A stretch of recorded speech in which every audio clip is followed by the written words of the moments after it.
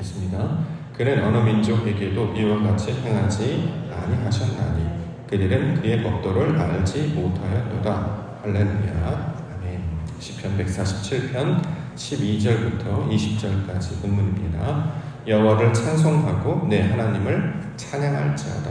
여호와를 찬송하고 내 하나님을 찬양할지어다 라고 하는 말씀의 제목입니다. 어제에 이어서 147편 살펴보는데 오늘 단락에서는 여호와를 찬송하고 내 하나님을 찬양하라 이렇게 증거하고 있습니다. 12절에 나와 있습니다. 12절 말씀. 예루살렘아 여호와를 찬송할지어다. 시온아 내 하나님을 찬양할지어다. 자, 이렇게 증거합니다. 자, 찬송하라, 찬양하다 라는 말 나왔는데 찬송하라, 찬양하다 어떻게 하는 것일까요? 우리가 보통 찬송합시다, 찬양합시다 그러면 보통 이제 노래하는 것으로만 많이 이해를 해왔죠. 악보에 따라서 소리를 맞춰서 소리를 내는 것, 이것을 우리가 보통 찬송이다, 찬양이다 이렇게 이야기합니다. 그런데 잘 생각해 볼까요? 찬송과 찬양의 본질적인 의미가 있겠죠. 노래라고 하는 것은 본질적인 뜻이 있을 것입니다. 그것은 무슨 뜻입니까? 노래는 하나의 표현에 불과한 것이고 궁극적으로는 그를 높이다, 그를 자랑하다, 그를 비추다의 의미를 가지고 있는 것이죠. 어떤 대상에 대해서 노래한다는 것, 그를 노래한다, 그를 찬송한다, 그를 찬양한다 라고 하는 것은 그 대상의 특성, 그것을 기뻐하는 것이고 자랑하는 것이고 그가 하신 역사, 업적들을 기리고 높이는 것이고 자, 이를 통해서 그를 자랑하는 것을 찬송하다, 찬양하다가 가지는 본질적인 의미가 되고 있는 것이죠. 그래서 찬송과 찬양은 입술로만 부르는 것이 아니라 그의 위대하심이 어떠한 것인지를 우리가 기억할 때 이것을 할 수 있는 것이고 그의 영광이 어떤 것인지를 우리가 드러낼 수 있을 때 비로소 감당할 수 있는 것을 가리키는 말입니다. 그러므로 찬송하라, 찬양하라 라고 하는 것은 하나님이 어떠한 분이신지를 아는 자들만이 할 수 있는 거죠. 하나님이 어떠한 분이신지를 알아야 그를 높일 수 있지 않겠습니까? 와, 대단하시네. 우와, 어마어마하시네. 우와, 엄청내시네. 그가 너무나 자랑스럽고 너무나 기쁘다. 왜요? 그가 무슨 일을 하셨는지를 알았기 때문에 그가 어떤 성질과 특성을 가지신 분을 알았기 때문에 비로소 그의 이름을 부르고 나타내며 드러낼 수 있는 것이죠. 자, 이것을 찬송하다, 찬양하다의 의미로 우리 가운데 가르쳐주고 있습니다. 만일 어떤 대상을 노래하려고 하는데 드러내려고 하는데 자랑하려고 하는데 그 내용이 뭔지 몰라요. 자, 자랑하려 보십시오. 높여보십시오. 자, 증거해 보십시오. 그런데 그가 어떤 분인지 잘 모르겠습니다. 그가 무슨 일을 했는지 잘 모르겠습니다. 라고 한다면 그가 내는 소리는, 그가 나타내는 증거는 울리는 꽹과리, 소리나는 구리에 불과하게 되는 것이죠. 고린도서 13절 1절에 나오는 것처럼 그의 것을 우리가 간직하지 못한다면 찬송을 할 수가 없고 찬양을 할 수가 없는 것입니다. 그런데 본문에서 여호와를 찬송하고 내 하나님을 찬양할지어다 이렇게 말씀을 하는 것은 이제 내가 하나님이 어떤 분이신지를 알았기 때문에 그의 영광을 드러내고 나타날 것이다. 내 하나님을 찬양할지어다 라고 말하는 것은 그를 전심으로 자랑하고 그의 이름을 높이게 될 것이다. 자, 이거 우리 가운데 가르쳐주고 있는 것이죠. 자, 하나님을 알게 하셨기 때문에 그가 어떠한 분이신지를 경험하게 하셨기 때문에 이것을 삶을 통해서 드러내고 나타나게 하시는 일, 이것을 찬송하다, 찬양하다의 이야기로 우리 가운데 가르쳐주고 있습니다. 노래를 잘하라는 뜻이 아니라 그의 영광을 높이라는 것이고 어떻게 높이느냐? 입술로 높이는 것이 아니라 삶으로 높이는 거죠. 하나님을 알았다면 하나님을 아는 만큼 드러내는 거죠. 빛을 받았다면 그 빛을 드러내는 것입니다. 하나님이 어떤 분인지를 깨달았다면 그것을 삶을 통해서 증거해내는 것이에요. 몸으로 살아내는 것이 찬송과 찬양의 의미가 되는 거죠. 근데 시간이 요즘 많이 지날수록 노래를 잘하는 사람들은 많은데 삶을 그렇게 사는 사람들은 많지 않다라는 거죠. 멋진 말들, 멋진 구호들, 멋진 어떤 지식들을 말하는 자들은 많은데 삶으로 그걸 나타내고 보여주는 사람들은 점점 좀 줄어가게 됩니다. 자, 그 가운데서 저와 여러분들을 그 영광을 드러내는 자로, 찬송하는 자로, 찬양하는 자로 부를 수 있습니다. 그러므로 하나님을 온전히 알게 하시고 이것으로 삶 가운데 살아내게 하심으로 하나님의 찬송이 되게 하시고 찬양이 되게 하여 주시옵소서. 이렇게 기도 가운데 나아가는 은혜로운 기도의 시간 되시기를 주의 이름으로 축원합니다. 자, 그러면 하나님은 어떤 일을 하시는지 본문을 통해서 살펴보도록 하겠습니다. 먼저 자녀들에게 복을 주시는 분이시다 이렇게 설명합니다. 13절 14절 함께 보겠습니다. 13절 14절 그가 내 문빗장을 견고히 하시고 내 가운데 있는 너의 자녀들에게 복을 주셨으며 내 경례를 편안하게 하시고 아름다운 밀로 너를 배불리셨다. 자, 문빗장을 견고하시다. 창고지기가 되게 하신다는 말이 되겠죠. 문빗장. 그걸 열고 닫는 사람이 누굽니까? 창고지기죠.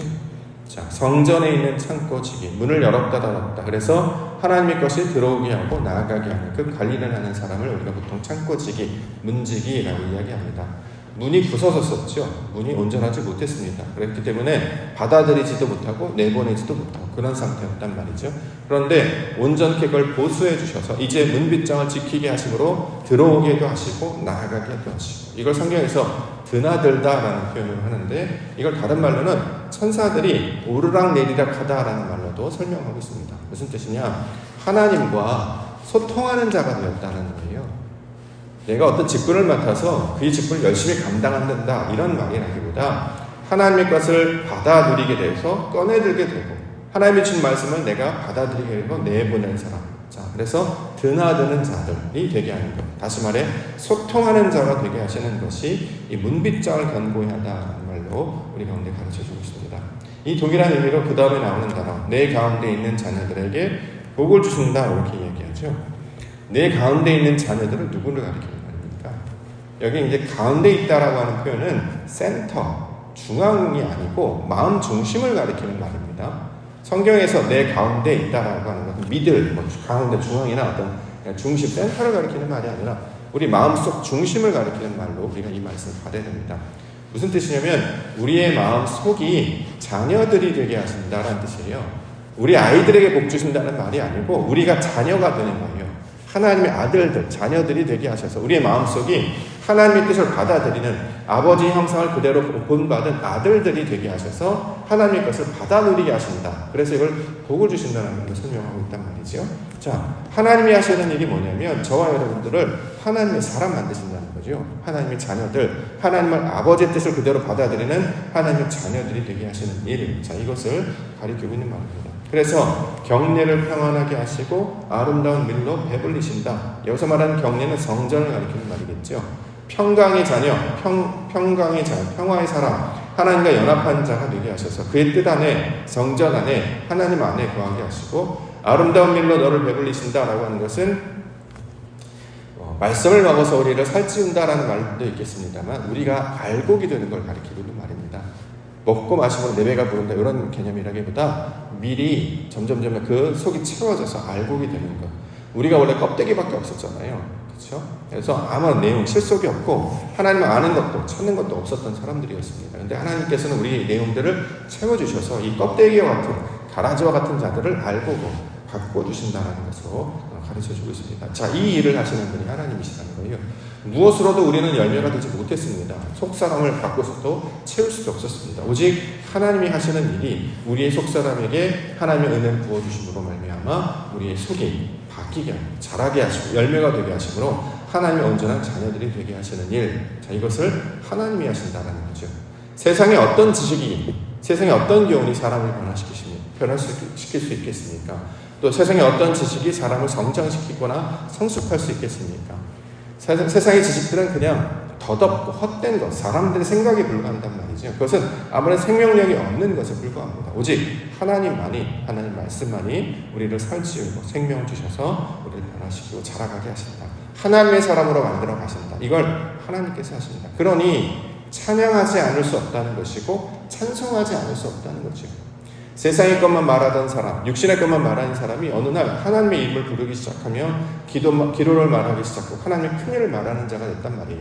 자기밖에 모르는 사람이 하나님의 나라, 그 놀라운 것들을 꿈꾸며 그 놀라운 것들을 말하는 자들로 바뀌었단 말이죠.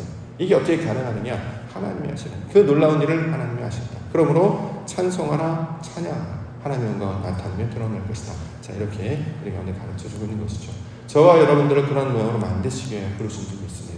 찬송이 되게 하시고 찬양이 되게 하옵소서. 그럼 뭐냐? 노래 잘하라 이게 아니라 하나님의 사람이 되라는 뜻이 되겠죠. 자, 이것을 말씀 가운데 기억하는 시간이 되기를 원합니다. 자, 그래서 우리를 하나님의 사람 되게 하시기 위해서 하시는 일, 말씀을 보내신다 이렇게 생각하죠. 15절부터 18절. 그의 명령을 땅에 보내시니 그의 말씀이 속히 달리는도다. 눈을 양털같이 내리시며 서리를 재같이 흩으시며 우박을 떡 부스러기같이 뿌리시나니 누가 능히 그의 추위를 감당하리요. 그의 말씀을 보내사 그것들을 녹이시고 바람을 불게 하시는즉 물이 흐르는도다. 자, 이게 하나님이 하시는 일이라는 거죠. 명령을 땅에 보내신다. 말씀을 육신이라고 하는 우리 몸 가운데 듣게 하신다. 그래서 말씀이 속히 달리게 하신다 이렇게 얘기합니다.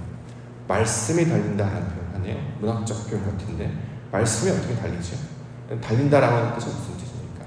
역사하다 이런 뜻으로 우리 가운데 주는 말입니다.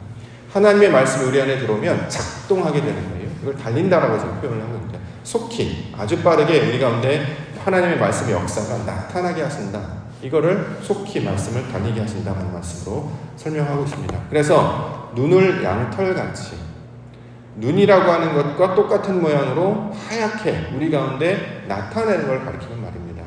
눈을 양털같이 뿌린다라고 하는 말이 하늘에 있는 눈이잖아요. 근데 그걸 우리 가운데 어떻게 나타나냐? 하얗게 똑같이 나타나는 양털. 그래서 우리를 보호한다는 이런 뜻입니다. 자, 서리, 이것도 땅에서 나타나는 하얀 것을 가리키는 말이죠. 그것이 재같이 흩으신다. 우리 가운데 벌 뿌려주시는 거예요. 하나님의 말씀이 우리 안에 역사하도록 보이지 아니하는 것들이 우리 안에 나타나는 드러나는 그 말씀의 증거들로 역사하는 것을 가리키고 있는 말입니다. 그래서 우박을 떡 부스러기같이 뿌리시고 추위를 감당하리요. 하나님의 말씀 우리 가운데 심겨지고 나타내고 드러내게 하시는 것. 그래서 이것들을 작동하게 하시는 일을 하나님께서 하신다. 자, 이 의미로 이 본문을 지금 설명하고 있는 것입니다. 18절에 보면 그의 말씀을 보내사 그것들을 녹이시고 바람을 불게 하신즉 물이 흐르는도다. 바람이 분다. 이 성령을 가리키는 말인데요. 자, 말씀이 우리 안에 뿌려졌으면 이게 작동해야 되는데 어떻게 작동하느냐? 바람이 불게 하신다는 거죠. 창세기에 보면 1장에 여호와의 영이 수면 위에 운행한다라는 표현과 똑같은 표현이겠죠. 하나님의 영이 역사로 말미암아 그 말씀이 우리 안에 실제로 진리가 되게 하시는 것, 그 의미와 뜻이 무엇인지를 알게 하시는 것, 마치 물이 흐르는 것처럼 우리 마음 가운데 물이 없었어요. 메마른 땅, 황폐한 땅과 똑같단 말이죠. 근데 말씀이 우리가 안에 나타나서 이것이 움직여지면 마치 샘물이 터져 나오듯 성전에서 흘러나오는 그 물이 되듯 우리 안에 하나님이 주신 진리의 말씀으로 충만하게 되게 하시는 일을 가리키고 있는 말입니다. 하나님의 말씀을 우리 가운데 뿌려주셔서 그것이 우리 가운데 샘물처럼 터져나오게 하시는 일. 누가 하시느냐? 하나님이 하신다는 거죠. 그 놀라운 일을 우리 주님께서 하시기 때문에 그래서 찬송하라, 찬양하라, 그의 영광을 드러내라 이렇게 이야기하고 있는 것입니다. 하나님의 때, 하나님의 그 원하시는 그 날에 성령이 우리 가운데 내주하게 되시면 우리가 하나님의 큰 일을 말하게 되는 이유가 바로 여기 있는 것입니다. 그래서 야곱을 이스라엘로 보이신다 설명하고 있습니다. 19절, 20절. 그가 그의 말씀을 야곱에게 보이시며 그의 율례와 규례를 이스라엘에게 보이시는도다. 그는 어느 민족에게도 이와 같이 행하지 아니하셨나니 그들은 그의 법도를 알지 못하였도다. 할렐루야. 말씀을 야곱에게 보이시며 율례와 규례를 이스라엘에게 보이시는도다. 자, 야곱을 이스라엘로 바꾸어 주신다는 의도가 이 구절 안에 담겨져 있습니다. 야곱으로 말씀을 봤어요. 그럼 이걸 무엇으로 지킨단 말이죠? 이스라엘로 지킨다. 이스라엘로 감당한다 라는 뜻입니다. 율례와 규례를 이스라엘로 되어서 이것을 하나님의 뜻으로 해석해서 받아들이기 때문에 이처럼 육신에 있던 자가 말씀의 사람으로, 본성에 있던 자가 영을 따르는 자로, 땅에 있던 자로, 하늘의 형상을 닮은 자로, 사람이 하나님의 형상을 닮은 자로 살아가게 하신다. 자, 이런 것들을 어느 민족에게도 행하지 아니하였다. 어떤 경우에도 하지 못했다는 거죠. 오직 하나님만이 일들을 감당하신다. 이렇게 고백하고 있습니다. 그러므로 찬송하라. 그러므로 찬양하라. 자, 이것을 너희에게 행하시는 분이 바로 여호와 하나님이시다. 그러므로 말씀을 그대로 받는 자들은 그 말씀을 내게 그대로 받아들여서 그의 모양과 똑같은 모양이 되면 이걸 성경에서는 할렐루야라고 이야기한다는 거죠. 뭐뭐뭐 야는 하나님을 가리키는 말이잖아요. 할렐루. 그가 가르친 대로 그대로 받아들여서 그의 속성과 똑같은 모양이 되게 하는 것을 할렐루야라고 이야기를 하고 이걸 번역하면 여호와를 찬송하라 라는 의미고 이 찬송하라는 노래를 부르는 것만 하는 것이 아니라 그의 영광을 드러내고 나타내면서 그러한 존재로 바뀌게 되는 것. 그래서 그의 영광을 우리의 삶의 모든 모양으로 드러내며 전파하게 되는 것을 가리키고 있는 말입니다. 그래서 예수님께서 이 땅에 오셔서 너희가 세상의 빛이다 라고 이야기하는 이유, 말씀을 드러내고 영광을 드러낸 자들이기 때문에 그렇고, 너희가 세상의 소금이다 라고 말했던 이유도 그의 영광의 맛이 어떤 것인지, 그의 진리가 무엇인지를 드러내는 자들이 바로 성도들이기 때문에, 제자들이기 때문에 그렇게 말씀을 주신 것이죠. 예수님과 함께 있는 그 자들과 함께 할 때에 하나님의 찬송이 되고 찬양이 되어서 그의 영광을 나타내는 자가 되게 해주실 줄 믿습니다. 그 놀라우신 하나님이 하시는 일 우리가 잘 기억하고 그 일이 내게 이루어질 줄 믿습니다. 하나님, 그렇게 내가 하나님 사람 되게 하여 주시옵소서. 날마다 조금씩 방주로 지어져가 예루살렘 성으로 만들어져 가는 것처럼 우리가 날마다 주 앞에 나올 때 그 말씀대로 차곡차곡 잘 세워져서 하나님의 영광을 담아내는 아름다운 성전, 주의 자녀들, 하나님의 사람 되게 하여 주시옵소서. 옥토가 되게 하여 주시옵소서. 이렇게 기도 가운데 나아가시는 예비된 성도님들 되시기를 주의 이름으로 축원합니다. 기도하겠습니다.